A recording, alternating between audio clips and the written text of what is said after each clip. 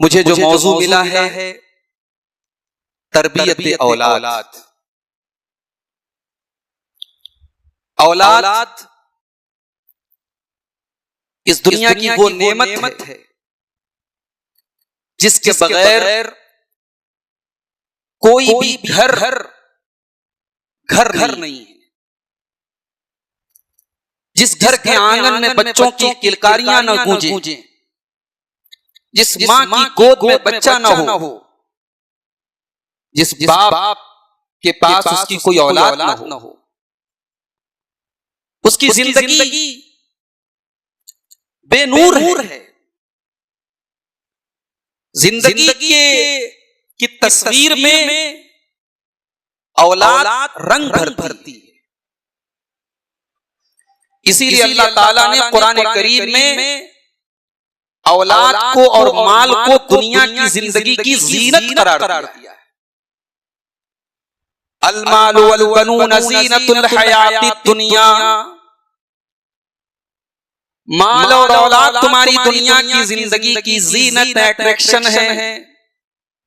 इनसे तुम्हारी दुनिया की जिंदगी सजती है, संवरती है। औलाद के बगैर तुम्हारी जिंदगी में चमक नहीं है, जीनत नहीं है। इसीलिए अल्लाह के बड़े बड़े पैगंबरों को भी जब औलाद नहीं मिल रही थी, उन्होंने अल्लाह से गिड़गिड़ा करके दुआएं की। हजरत ज़करिया अलैहिस्सलाम अल्लाह की बारगाह में दुआ कर रहे हैं, रब्बी ला तज़रनी फर्दन व अंत खैरुल वारिसीन। परवरदिगार मुझे अकेला न छोड़, मुझे औलाद की शक्ल में एक वारिस अता फरमा दे। इब्राहीम अलैहिस्सलाम अकेले अपनी बीवी को लेकर के जब अपने वतन से निकल रहे हैं, इराक की सरजमीन को छोड़ करके निकल रहे हैं, दुनिया में कोई उनकी बात को मानने वाला नहीं है। आसमान की तरफ हाथ उठा के दुआ करते हैं, रब्बी हबली मिनस सालिहीन। परवरदिगार मुझे नेक बेटा अता फरमा दे जो मेरा सहारा बन जाए। औलाद की जरूरत नबियों ने महसूस की। औलाद वो नेमत है मेरे भाई कि अगर आपको नेक औलाद मिल गई तो आपकी ये वो कमाई है जो आपके मरने के बाद आपके काम आए। आपकी जमीनें आपके मरने के बाद आपके काम ना आएंगी। आपका पैसा आपके मरने के बाद आपके काम ना आएगा।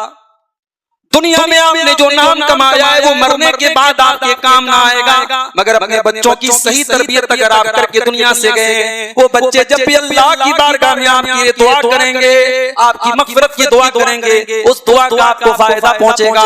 अल्लाह के प्यारे नबी फरमाते हैं, सही मुस्लिम की रिवायत है, जब इंसान मर जाता है, उसका इंतकाल हो जाता है, तो तीन चीजें मरने के बाद भी उसके काम आती हैं। तीन चीजें इंसान के मरने के बाद भी कंटिन्यू जारी रहती हैं। उन तीन चीजों में एक चीज आपने फरमाई, औवलदिन सालिहिन यदऊ लहू। नेक औलाद अगर छोड़ करके गए हो, वो नेक औलाद तुम्हारे हक में जब भी दुआ करेगी वो तुम्हारे काम आएगी।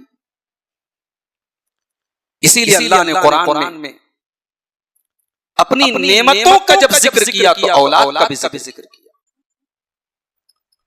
कुरान मजीद का 14वां पारा उठाइए, वल्लाहु जअल लकुम मिन अनफुसिकुम अज़वाजा। मेरे बंदो, अल्लाह ताला ने तुम्हारे ही अंदर से तुम्हारे जोड़े बनाए। उसने मर्द के लिए औरत को बनाया, उसने शौहर के लिए बीवी को बनाया।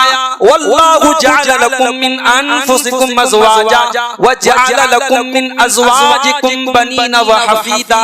और अल्लाह ताला ने तुम्हारी बीवियों से तुमको बेटे दिए और पोते दिए। बेटे हुए, फिर बेटे के बाद पोते हुए। तुम्हें अल्लाह ताला ने जिस तरीके से बीवियों की शक्ल में एक नेमत दी है, ऐसे ही बीवियों के जरिए तुमको औलाद जो दी है ये अल्लाह की बहुत बड़ी। लेकिन मेरे भाई, औलाद एक नेमत भी है और एक आज़माइश भी है, एक इम्तिहान भी है। इसी औलाद के सुख के लिए आदमी हराम कारोबार भी करता है, इसी औलाद को जिंदगी का सुख देने के लिए इंसान सूदी कारोबार भी करता है, चोरी भी करता है। इन बच्चों को आला तालीम दिलाने के लिए इंसान हराम काम भी करता है। इसीलिए अल्लाह ने कुरान में फरमाया, इन्नमा अमवालुकुम व औलादुकुम फितना। मेरे बंदो, तुम्हारा माल और तुम्हारी औलाद बहुत बड़ा फितना है, बहुत बड़ी आजमाइश है, बहुत बड़ा इम्तिहान है। एक जगह अल्लाह ने फरमाया, इन्न मिन अज़वाजिकुम व औलादिकुम अदुव्वल लकुम। मेरे बंदो, कभी कभी तुम्हारी बीवियां तुम्हारी दुश्मन भी बन सकती हैं, कभी कभी तुम्हारे बच्चे तुम्हारे दुश्मन भी बन सकते हैं। अगर औलाद के चक्कर में तुम दीन को कुर्बान कर दो, अगर औलाद की खुशी के लिए तुम अल्लाह की खुशी को कुर्बान कर दो, तो ये औलाद तुम्हारी दुश्मन बन सकती है, ये बीवी तुम्हारी दुश्मन बन सकती है। और सूरह मुनाफिकून में अल्लाह ताला ने फरमाया, ला तुल्हिकुम अमवालुकुम वला औलादुकुम अन ज़िक्रिल्लाह। मेरे बंदो, तुम्हारा माल और तुम्हारी औलाद तुमको इतना ना गाफिल कर दे कि बच्चों के लिए तुम नमाज भी छोड़ने लगो, बीवी के लिए तुम अल्लाह को भूल जाओ। अल्लाह के जिक्र से तुम्हारे माल और तुम्हारी औलाद तुमको गाफिल न कर दे। नेमत भी है, फितना भी है। औलाद बहुत बड़ी जिम्मेदारी दी है आपके कंधों। अगर अल्लाह ने आपको औलाद दी है तो सबसे पहले तो आप अल्लाह का शुक्र अदा करें। ये वो नेमत है मेरे भाई जिसकी कदर आप उनसे पूछें जिनके पास औलाद। औलाद अगर मिली है तो इस नेमत की कद्र करें कि अल्लाह ने आपको औलाद दी है, और इस औलाद की सही तरबियत करें, क्योंकि कयामत के दिन पूछा जाएगा। मेरी प्यारी माँ और बहनों, आपसे भी पूछा जाएगा। माँ से पूछा जाएगा, तेरी बच्चियां बेपर्दा घुमा करती थी, तू क्या करती थी? बाप से पूछा जाएगा, तेरा बेटा सिगरेट पिया करता था, तेरा बेटा गंदी तस्वीरें देखा करता था, तूने अपने बेटे की सही वक्त पर शादी नहीं की, तेरा बेटा बदकारी के रास्ते की तरफ चला गया। बाप से सवाल किया जाएगा। प्यारे नबी सल्लल्लाहु अलैहि वसल्लम फरमाते हैं, कुल्लुकुम राइउन व कुल्लुकुम मस्ऊलुन अन रइयतिही। ओ लोगों, तुम में से हर आदमी जिम्मेदार है और उसकी जिम्मेदारी के बारे में उससे सवाल किया जाएगा। जितनी बड़ी जिम्मेदारी है उतना बड़ा सवाल होगा। आज लोग जिम्मेदारी पाने के लिए तड़पते रहते हैं, मुझे मस्जिद का जिम्मेदार बना दिया जाए, मुझे जमात का जिम्मेदार बना दिया जाए, मुझे इलाके का जिम्मेदार बना दिया जाए। अल्लाह के वास्ते ये जिम्मेदारी और ओहदों से भागा करते थे हमारे सलफ। जितनी बड़ी जिम्मेदारी है उतना बड़ा सवाल होगा क़यामत के दिन हमारे भाई।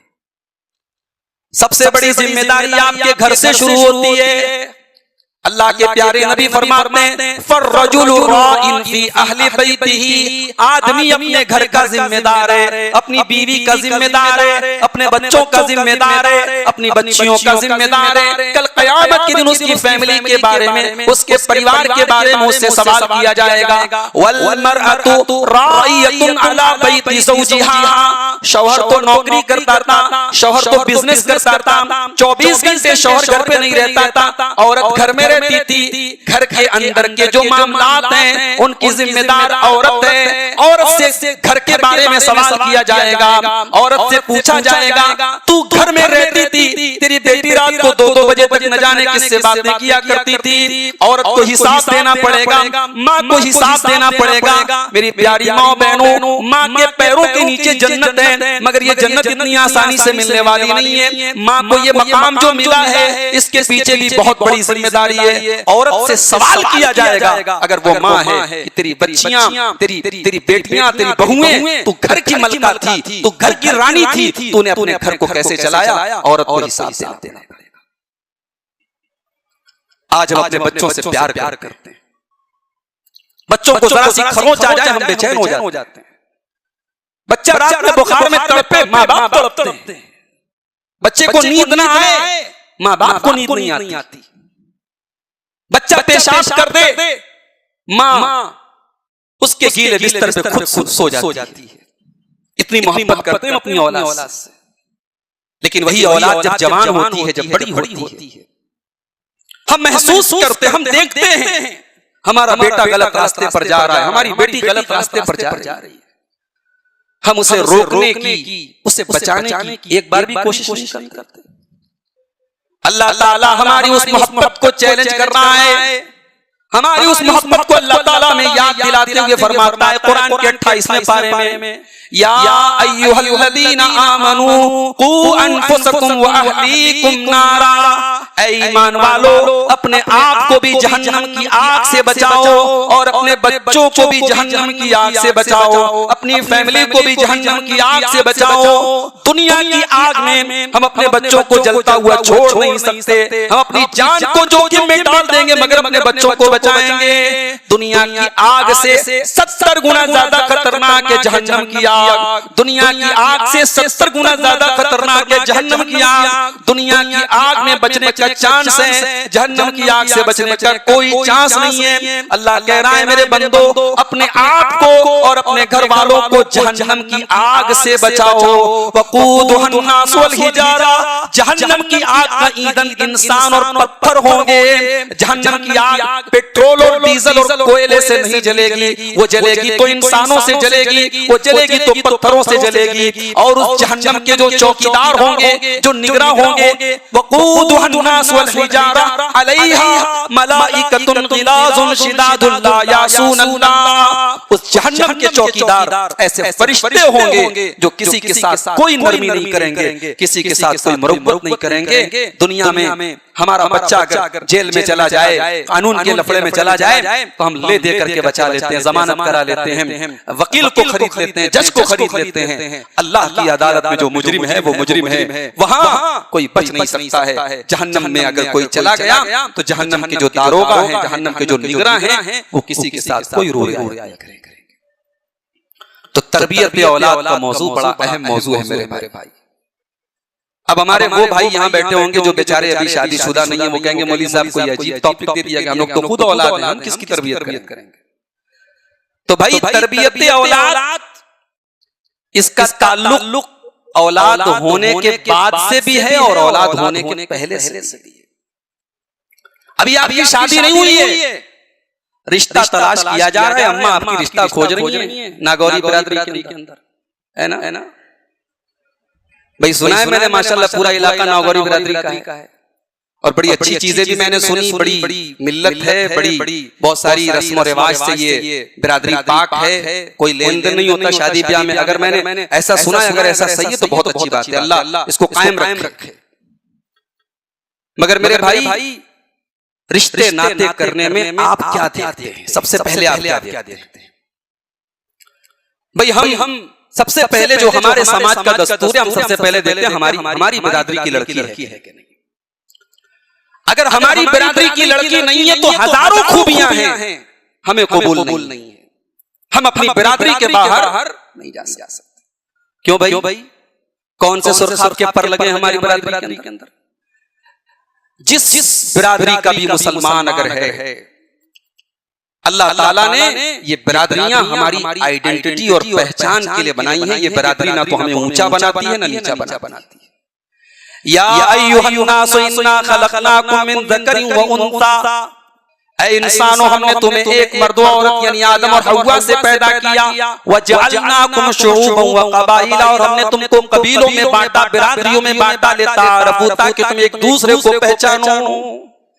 बिरादरी में शादी करो, अच्छी बात है मेरे प्यारे भाइयों, मना नहीं, इस्लाम बिरादरी और खानदान को देखने की इजाजत देता है। मगर अगर आपने इसको फर्ज और वाजिब करार दे दिया है तो ये गौर करने का मकाम है। मौलाना मुख्तार अहमद नदवी अल्लाह गरी की रहमत करे, इसी मालेगांव में इतना बड़ा उन्होंने इदारा कायम किया, बड़ी खिदमत रही उनकी। 1992 में उन्होंने एक मजमून लिखा था, उनके यहाँ से पर्चा आता था अल-बलाग के नाम से। अल-बलाग नाम से एक पर्चा निकालते थे मौलाना मुख्तार नदवी साहब। उस अल-बलाग में एक कॉलम आता था, उसका नाम था बहते आंसू। 1992 में उन्होंने एक मजमून लिखा था, बिरादरी जात और बिरादरी की मारी कुंवारी बुढ़ियां। उन्होंने वाकयात लिखे थे बंबई वगैरह के बाज़ इलाकों के। 80-80 साल की औरतें कुंवारी बूढ़ी हो गई, अच्छे खानदान की है, पढ़ी लिखी है, मगर उनका रिश्ता उनकी बिरादरी में नहीं मिला। घर वालों ने शादी नहीं की, बूढ़ी हो गई 80 साल की, उनकी शादी नहीं। मेरे भाइयों, इस्लाम सिर्फ नमाज पढ़ने का और रोजा रखने का नाम नहीं, इस्लाम समाज को इन गंदगियों से भी पाक करने का नाम है। हमने माहौल और मिजाज ये बनाया साहब हम बिरादरी में कॉम्प्रोमाइज नहीं करेंगे। नबी ने ये तालीम दी, बिरादरी में कॉम्प्रोमाइज कर लो, दीनदारी में कॉम्प्रोमाइज मत करो। अल्लाह के नबी की 4 बेटियां हैं। आपकी बिरादरी कौन सी थी? बनी हाशिम की बिरादरी थी। बनी हाशिम का खानदान था। पूरे मक्का में सबसे ऊंचा खानदान मेरे नबी का था। लेकिन आपने अपनी 3 बेटियां बनु उमैया में दी। हजरत ज़ैनब की शादी भी बनु उमैया में हुई और हजरत रुकैया और उम्मे कुलसूम की शादी भी हजरत उस्मान गनी के साथ बनु उमैया में हुई। बिरादरी दूसरी हो गई, खानदान दूसरा हो गया। खुद अल्लाह के प्यारे नबी सल्लल्लाहु अलैहि वसल्लम ने जो 11 शादियां की, 11 शादियों में सिर्फ हजरत ज़ैनब जो थी वो आपके यानी रिश्तेदारी की थी, आपकी फूफी की बेटी थी। बाकी सारी बीवियां आपकी अलग अलग खानदान से थी, अलग अलग कबीले से थी। बल्कि हजरत सफिया रजी अल्लाह तआला अन्हा तो यहूदी सरदार की लड़की थी। नबी ने उनकी दीनदारी देख करके उनसे शादी कर ली। इसीलिए अल्लाह के प्यारे नबी फरमाते हैं तुनकहुल मरअतु लिअरबईन, जब औरत की शादी होती है तो 4 चीजें देखी जाती हैं। ले मालिहा, माल देखा जाता है। वले हसबिहा, खानदान देखा जाता है। वले दीनिहा, दीनदारी देखी जाती है। वले जमालिया, और खूबसूरती देखी जाती है। फज़फर बिज़ातिद्दीन, अल्लाह के नबी ने फरमाया कि ऐ मेरी उम्मत के लोगों, तुम दीनदार औरत को तरजीह देना, उसको प्रायोरिटी देना, उसको प्राथमिकता देना। तुम्हारे घर की बहू तुम्हारे खानदान और बिरादरी के बाहर की हो तब भी चलेगा, मगर दीनदार होनी चाहिए। हमने दीनदारी के ऊपर जब और चीजों को मेयार बनाया, हमने पैसे को मेयार बनाया, हमने जात और बिरादरी को मेयार बनाया। नतीजा ये निकला आज घरों के माहौल में गड़बड़ी आ रही है, आज घर के माहौल खराब हो रहे हैं। आज हमारी बेटियां शिर्क करने वाले घरों में भी जा रही हैं। आज हमारी बेटियां बिदअती घरानों में भी जा रही हैं। आज हमारी बेटियां ऐसी जगहों पर जा रही हैं जहां मजबूर है वो मस्जिद में नमाज नहीं पढ़ सकती, वो ईदगाह में नमाज नहीं पढ़ सकती। उनके बच्चों के गले में तावीज पहनने पर उन्हें मजबूर किया जाता है। तो बच्चा तो अभी दुनिया में आया नहीं है, लेकिन उस बच्चे के पैदा होने के पहले उस बच्चे की होने वाली जो माँ है, इस्लाम ये कहता है कि अपने घर में ऐसी माँ लाओ अपने होने वाले बच्चे के लिए, ऐसी बीवी लाओ अपने लिए जो दीनदार हो। बच्चे की तरबियत यहाँ से शुरू होती है। अभी तो शादी नहीं हुई, शादी हुई नहीं और इस्लाम आपको तालीम दे रहा है कि तू अपने घर के लिए जो औरत लाएगा, अपने होने वाले बच्चों के लिए जो माँ लाएगा, वो दीनदार औरत, तो बेदीन औरत को मत ला। दीनदार औरत, अल्लाह अकबर, उससे बड़ी कोई दौलत नहीं है मेरे भाई, उससे बड़ी कोई दौलत नहीं है। दीनदार औरत अगर घर में आ जाए तो वो जहन्नम बने हुए घर को जन्नत बना सकती है। वो आपस में ऐसा मिलजुल करके और प्यार और मोहब्बत से पूरे घर और परिवार को चलाएगी, घर बागो बहार बन जाएगा। इसीलिए अल्लाह के प्यारे नबी फरमाते हैं दुनिया कुल्लुहा मता, दुनिया पूरी की पूरी फायदा उठाने की चीज है। व खैरु मताई दुनिया, और दुनिया की सबसे बड़ी दौलत अल मरअतु सालिहा, नेक औरत है, दीनदार औरत है। चलो साहब, आपकी माँ रिश्ता ढूंढ रही है आपके लिए। अब्दुल गफ्फार साहब की तकरीर सुन के गई है, अब दीनदार बहू तलाश कर रही है, दीनदार बहू मिल गई उसको, शादी कर दी आपकी बीवी को घर में आप लेके आ गए। अभी औलाद नहीं है, मगर औलाद का हक शुरू है। बीवी के पास आप उससे मिलने के लिए गए, बीवी से मुलाकात के वक्त आपको एक दुआ सिखाई गई। बुखारी और मुस्लिम की हदीस है, अल्लाह के नबी फरमाते हैं इज़ा अता अहदुकुम अहलहु, जब तुम में से कोई अपनी बीवी के पास जाए तो ये दुआ पढ़े, बिस्मिल्लाह अल्लाहुम्मा जन्निबना शैताना व जन्निबिश शैताना मा रज़क़तना। अल्लाह के नाम से, ऐ अल्लाह तू हमें भी शैतान से बचा, और जो औलाद तू हमें अता करेगा उसको भी तू शैतान से बचा। अल्लाह के प्यारे नबी फरमाते हैं कि अगर ये दुआ पढ़ करके आदमी अपनी बीवी से मुलाकात करे और अल्लाह ताला ने मुकद्दर में औलाद लिखी है, लम यज़ुर्रहु शैतान, तो शैतान उस औलाद को नुकसान नहीं पहुंचा सकता। हम में से तो कितने लोगों को ये दुआ याद भी नहीं होगी। ये दुआ हर शादीशुदा आदमी को याद होनी चाहिए। ये औलाद का हक है भाई। आप अल्लाह ताला आपको एक ऑप्शन दे रहा है कि आप अपनी होने वाली औलाद को शैतान से महफूज रखें, शैतान से सिक्योर रखें, सुरक्षित रखें, और आप ये दुआ भी नहीं पढ़ते।